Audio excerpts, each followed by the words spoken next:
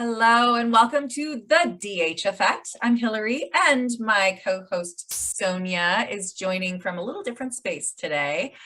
Our focus this month is being clear on setting boundaries that keep ourselves and our loved ones physically and psychologically safe so that we can contribute with more creativity and innovation, both at home and at work. So important, right? And so powerful. And our guest today is Whittier Nwaba, who excelled as a four-year collegiate basketball player, which I just thought is so cool, and is currently a financial representative at Modern Woodmen of America, located in Brentwood, California, but serves clients nationwide. Whittier, we are just so excited and looking forward to hearing your journey on how you became clear with your personal and professional boundaries. We cannot wait for this conversation. Welcome to our show. Absolutely. No, thank you both for having me. I'm super excited. Well, we first met you where Lisa Caprelli of Unicorn Jazz, who was also a guest on our podcast, invited us to be a part of this book drive in the community that happened in the LA community over the holidays at 2021. And many of our listeners will have remembered that we participated and posted. And this man walks in with this really commanding presence and confidence, and immediately starts to connect with other people. People are drawn to him. There's charisma. Pictures are happening. And Sonia and I are nudging each other going, who is that? Who is that? And it was Whittier. It was Whittier. You have such a presence and you such a commitment, as we learned, to community and service. Has that always been who you are? Yeah, absolutely. I mean, ever since I was a kid, right? I mean, we're always constantly traveling and we're always constantly kind of going to different events in that sense there. So, I mean, I always kind of had that motive to kind of get to know other people and just kind of, hear about other people's lives and what's going on there. So when I met you guys at the event, it was a perfect opportunity. Okay, what are you guys doing here? You guys kind of stick out yourselves as well. So I'm like, hey, what's up? I mean, I'm Whittier, and, after that, we're here now. So it's pretty awesome how that works.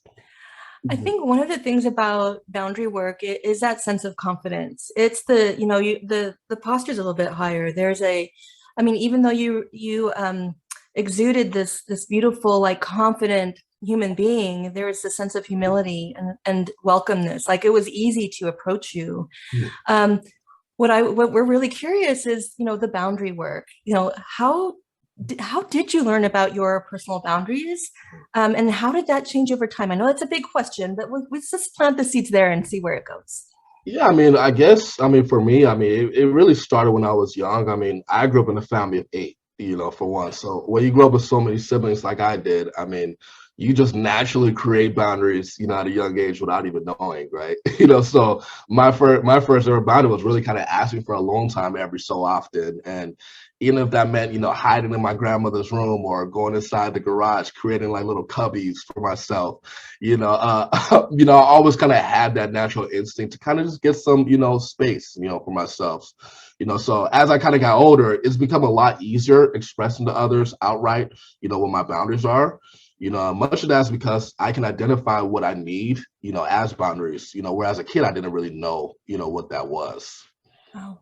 Mm-hmm. I think that's so powerful because that's something it came to me later in my life. I'm almost 50 now, and it's really only been the last few years where what you said that you already knew as a child, I need alone time.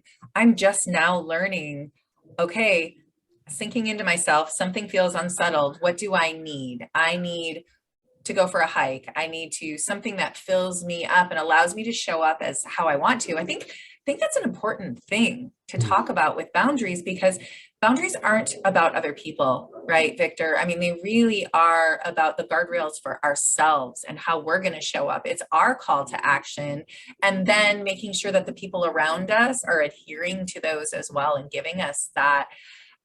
Is that something, I know you were a college basketball player as well. There's a lot of discipline and a lot of hard work that goes into that, especially when you're considered, as we heard, the closer and the go-to guy and the team captain. How do you go about getting to a level like that? Yeah, and I didn't want to toot my own horn when I did say closer, but yeah, essentially, yeah. So, but when it came to kind of setting boundaries, I mean, I'm not gonna lie, as a team captain, that was kind of a bit of a challenge. I mean, there's a part of you that feels like if there's anyone that everyone should be kind of following, setting best example, it's really you, right? So you almost have to work yourself kind of crazy. So it didn't really dawn on me until after that you can still be great, a great captain while setting boundaries to protect yourself. So that also meant maybe putting some responsibilities on my teammates. So it wasn't just up to me whether we were going to win, but it was a collective effort at the end of the day. Wow. Mm. I feel like a lot of us too, boundaries take practice. It's something where we can't just say, well, I set my boundaries and here it is. And it's not a very clear line. There's a lot of negotiation. And I think most of that negotiation is with ourselves. Like, how much am I willing to compromise? Like, I just set this boundary and yet I let this one person pass it. Mhm. And what does that mean? Why did I let that happen? And I'm thinking back to your childhood days where, was it that, brother was always consistent? Brother Victor, he's always consistent. When he said he needed alone time, he literally physically created alone time. And as his siblings, we got the message. Or within a basketball team, oh, wow, our team captain, he's so available. Did they take advantage of that, that accessibility? And then, it's always this fluid kind of dance that we're doing. Is that something that, you found yourself like self-negotiating and kind of figuring out that right equation for yourself? Yeah, it's always kind of been that balance, right? Because at the end of the day, when it came to not necessarily setting those boundaries from the start, I mean, people, like as you mentioned, people kind of like to, take advantage of those opportunities. I'm a very kind person. Sometimes people can try to take kindness for granted and, kind of step all over that. But, I mean, kind of once you really associate yourself with the right type of people, I always say, kind of have that balance and set your feelings forward, from the jump. I mean, I feel like that's a game changer, honestly. So that's really, I think, what set me apart, and kind of I was able to find a balance from there. Wow. It's funny, I was just working with some people the other day and I don't know if you watch Ted Lasso. Do you watch Ted Lasso at all? No, I never heard of him. Mm. You haven't seen that one? So Ted Lasso is this kind of aw shucks guy, super, super kind, but boy, does he set boundaries. Like, I'm going to be respectful and kind, but you will also be respectful and kind. And if you're not, you don't get to be in my space, right? And I think we forget that. I think we forget that we can be kind, but we say, soft heart, strong back, when we're talking about that, because people think about, especially when it comes to safety, we were talking about psychological safety is such a huge, profoundly impactful situation or atmosphere to create where everyone can feel heard, where everyone can feel valued, where everyone can feel seen. And you can't do that if there aren't boundaries and guardrails on that. And knowing who the people are around you and getting all on the same page is a really big part of it. But you have to know yourself first. And I would love to hear a little bit about your current company that you're at, Modern Woodmen of America. First of all, there are probably a lot of people who don't know about it. And so I would love for you to explain what you do, what it is, really the culture around it, and why it is that it was so impactful for you to become a part of them. Yeah, absolutely. So, I mean, I guess to answer your first question, kind of just what I do. So, I'm a financial advisor, and even to kind of go back to what you guys always also mentioned as far as boundaries. I mean, I feel like it's big to, even touch on boundaries within my own career now. Kind of like what you mentioned, Hillary. I mean, kind of just I'm nice, kind, but you also always have to kind of set that straight. That relationship. You can't necessarily walk over me, just like I'm not going to walk over you. Just if you have a bad financial situation, I'm gonna always treat you with kindness and respect, so that's the way I expect as well. But kind of taking it back, to, where I work. So I'm a financial advisor, been doing this now for going on 6 years. I do work for a company called Modern Woodmen of America. And a lot of people don't know who we are. And the reason being is because we're a fraternal company. So really what that means is that a lot of money that we do make, it doesn't go to advertising. It actually goes right back to the community. So as we mentioned earlier, that's where I met Hillary and Sonia, at a nonprofit event that I was able to, fortunately sponsor along with other companies in that sense there. And I was kind of able to kind of say hello to everybody in that sense there and kind of just show them what Modern Woodmen was about, but to touch on your point, I mean, yeah, the company, strong company, I always love to kind of go, towards those companies and, those firms that, actually mean something. They actually want to make an impact, not necessarily just look for that dollar, right? So that was kind of that kind of gave me my decision, kind of just work for this company. Oh, I remember a previous conversation that we had. And, in terms of finding that place, that workplace, and starting at one workplace and it just didn't feel right. And Modern Woodmen of America really connected to you. And you actually used the word, quote unquote, home, that it really felt like home. And I just really connected like, wow, how are our personal values and the boundaries that we set on our personal level align with what we do professionally in the world? Mhm.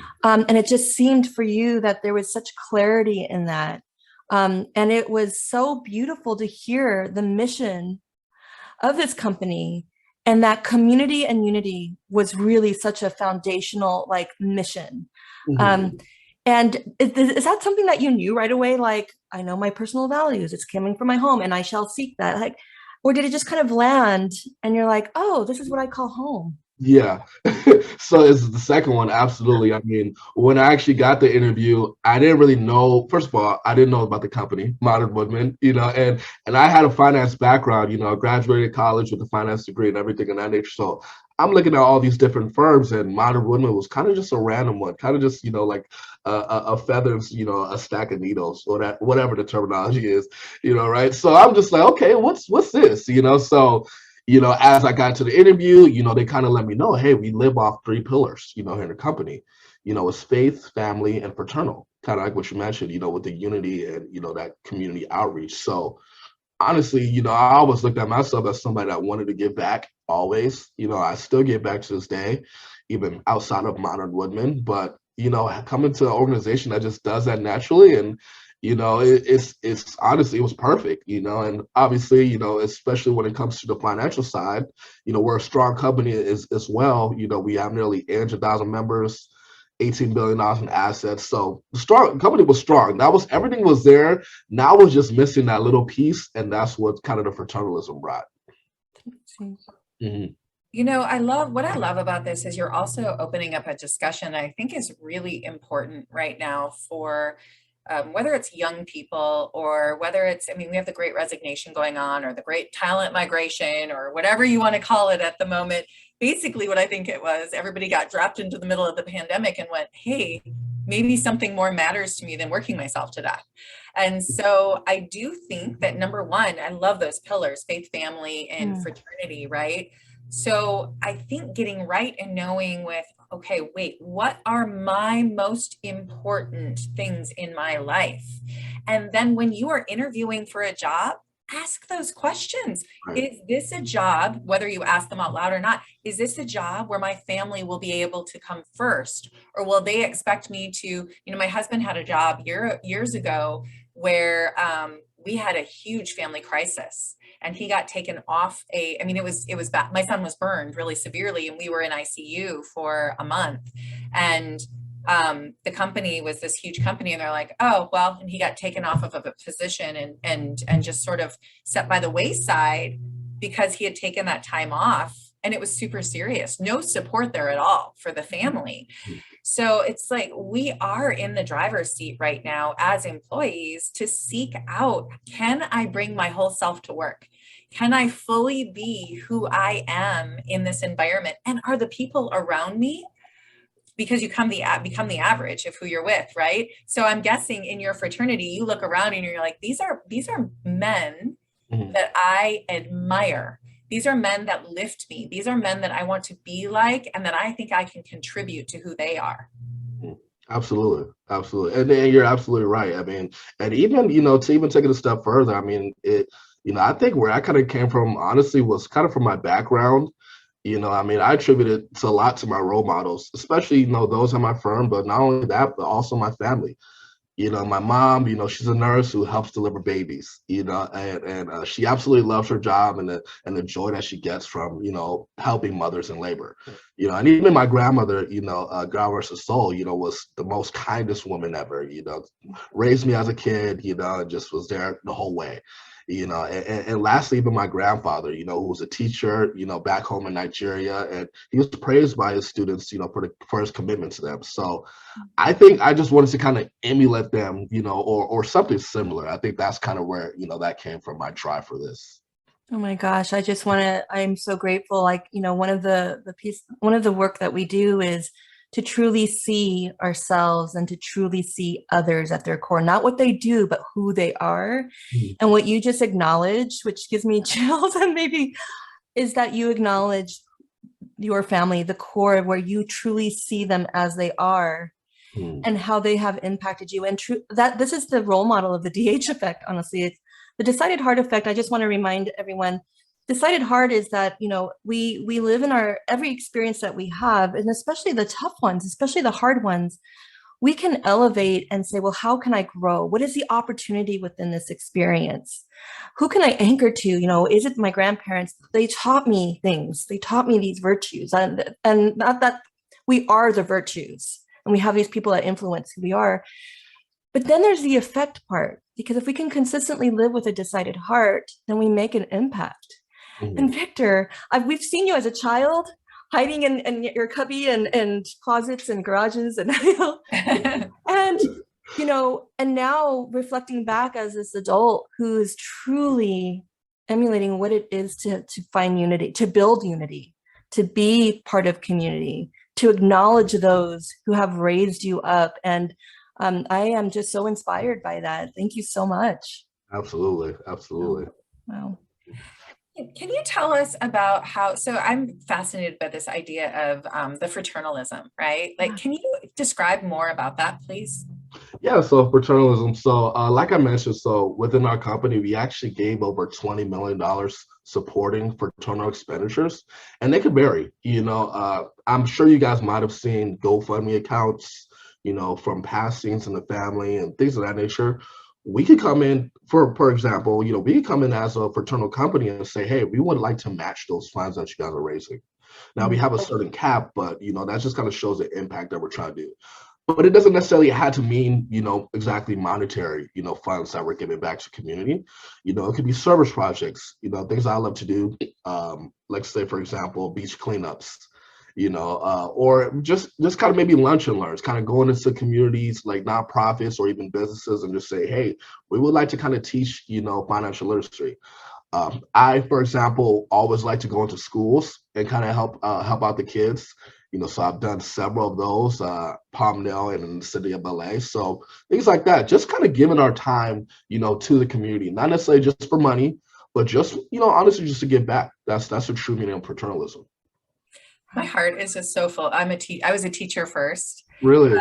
That's where I started my career. And I like, as soon as you said that you love going to the schools, I'm like, oh, your grandpa's so proud. Like I can just like my heart just got like, he's going, look at you, Victor. Look at you going in those schools, because it's so important. Those are some of the values. I mean, that education, and that obviously with your degree as well, I can feel from you that the values in your family were very much about that education and understanding about, again, service and purpose to others. Like our purpose is to be of service, I think, truly, and leaning into something that you're so skilled with, and then being able to give that gift to others. I think we forget about that. I think we forget, the rest of us, sometimes we get so busy, we forget that the magic is really in leaning in to what we are good at and giving back. And you might not, somebody would be like, well, how do I help out? I'm a financial planner. Well, go in and teach financial literacy,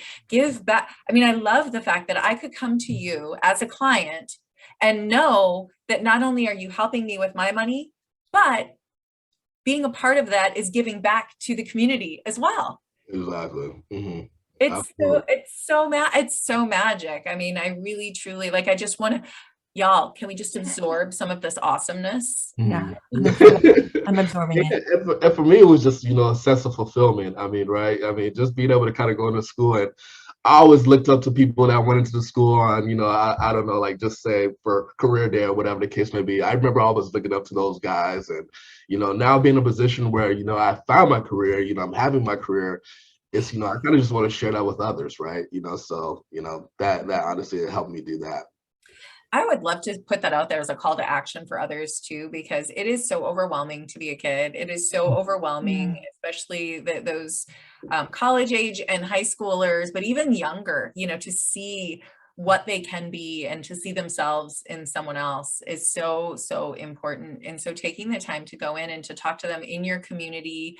My son just the other day ended up on the phone with just an amazing community organizer from Thousand Oaks area, just a remarkable person who ended up spending an hour. It started with one question and he spent an hour on the phone with him, talking to him about career possibilities and where he could go and how he could be of service and I have never seen him get off a conversation with someone and be more fueled and filled up. And we all need that, right? Absolutely. And I get that every day, you guys touched on it. I get that as well from, the people I work with, upper management, even, just my colleagues, it's pretty awesome. And once you kind of have that, it's a sense of, like you said, fulfillment that you get, and a sense of, okay, eager to actually go to work, it's pretty awesome. Well, I think as we close, I just, I feel so hopeful.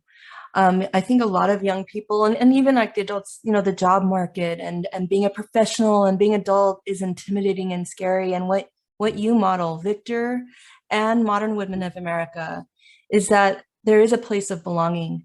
And you don't have to stop belonging when you hit the professional world. You find your place. Belonging, and that's kind of our vision, Hillary and I, is like creating belonging is the most powerful human experience.